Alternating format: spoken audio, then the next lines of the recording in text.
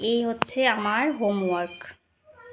Sir বলেছেন রং ভরতে এটাতে পুরো হালকা করে, তো আজকে ওটাই করব।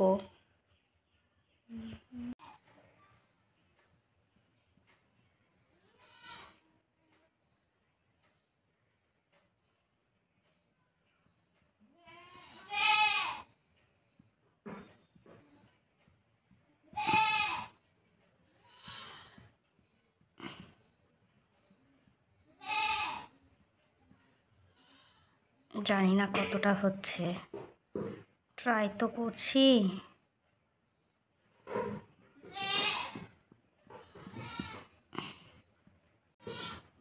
ম্যাঙ্গোর হাল আপাতত আমি এরকমই করেছি, দেখি বাকিগুলো কি করা যায়।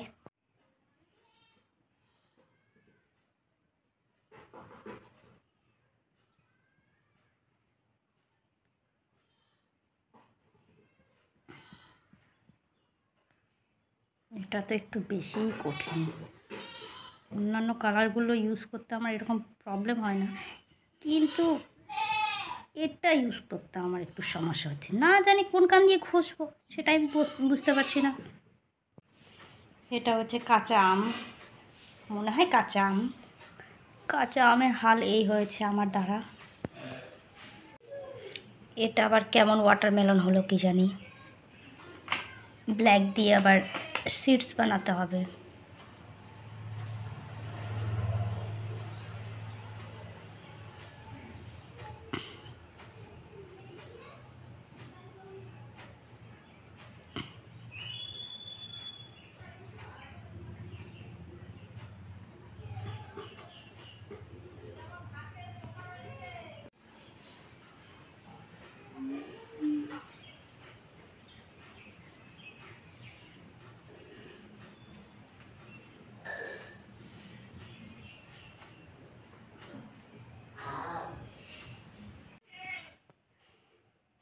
আমার ফ্রুটসের ড্রয়িং কমপ্লিট হয়ে গেছে,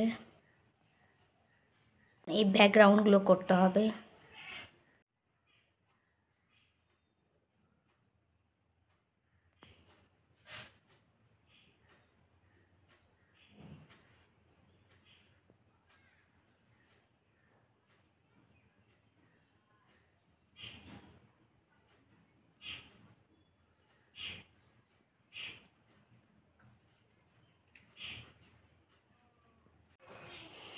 আমার নিচের ব্যাকগ্রাউন্ডটা মোটামুটি এরকম হয়েছে,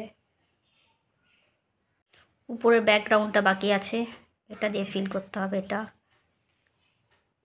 যেটা রিয়েলাইজ করলাম, এটা অত্যন্ত হালকা হাতে, অত্যন্ত হালকাভাবে এটা টানতে হবে, এটা আমি বুঝতে পারছিলাম না যে কীভাবে করতে হয়। পুরো হালকা হাতে ধরে হালকা হালকা স্ট্রোক দিতে হবে, টানতে হবে। ফাইনালি আমার হোমওয়ার্ক কমপ্লিট হয়ে গেল। এখানে হোমওয়ার্ক লেখা আছে ওটাও ঠিকঠাক দেখা যাচ্ছে না, ওটার উপরে কালার করে দিয়েছি আমি। তো ফার্স্ট টাইম করলাম হোমওয়ার্ক, এটা ভালোই লাগলো, বুঝতে পারলাম টেকনিকটা কী। পুরো হালকা হাতে টান দিতে হবে, মানে জোরে টানলে হবেই না, এই ফিনিশিংটা আসবে না, নইলে একটু গাঢ় হয়ে যাবে, খারাপ লাগবে। যেটা এটা করেছি খুব খারাপ লাগছে এটা। যাই হোক, এটাই আজকে আমার হোমওয়ার্ক। যেটা বুঝতে পারলাম, একটা জিনিসই লাগবে, প্র্যাকটিস, প্র্যাকটিস আর প্র্যাকটিস। প্র্যাকটিসই লাগবে, অনেকগুলো প্র্যাকটিস করতে হবে, অনেকগুলো ড্রয়িং করতে হবে, তবেই এটা নিয়ে একটু পারদর্শী হওয়া যাবে। আদারওয়াইজ ওই একবার দুবার করলে হবে না। তারপর স্যার এটা করে দিলেন, শেডিং করে শিখিয়ে দিলেন, তারপর সেটা দেখে দেখে আমাকে এটা করতে হচ্ছে।